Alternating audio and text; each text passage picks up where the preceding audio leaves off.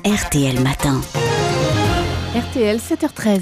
Le vendredi, c'est Zemmour. Bonjour Eric. Bonjour. François Hollande a eu des mots très forts hier contre les casseurs du Trocadéro. C'est une agression contre l'image de la France, a dit le chef de l'État. On se souvient que dans un premier temps, le gouvernement avait plutôt mis sur le banc des accusés le PSG et ses ultras. Pourquoi ce changement de ton, Eric ? Il fallait dissiper, évacuer, éliminer, occulter, dissimuler, maquiller. Le président de la République, vous l'avez dit, l'a fait du mieux qu'il a pu.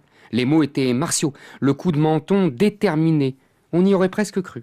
Mais les impressions du début de la semaine étaient trop tenaces, trop fortes, les images de pillage, de hordes déchaînées au Trocadéro. Le choc des images et le poids des mots aussi. Un ministre de l'Intérieur qui parle d'abord d'anodine bousculade.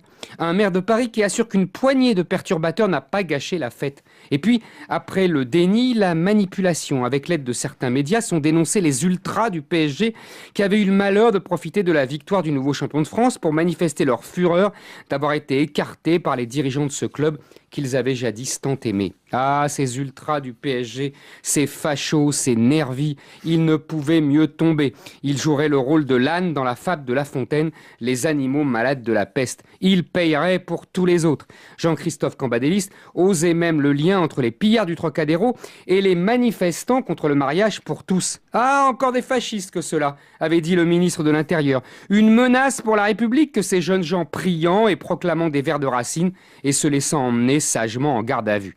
Cette formidable manipulation s'effondrait lamentablement devant le spectacle donné en mondiovision à l'ombre de la Tour Eiffel. Est-ce que c'est pas ça l'erreur finalement, Eric ? Avoir offert une carte postale aux casseurs d'une certaine manière.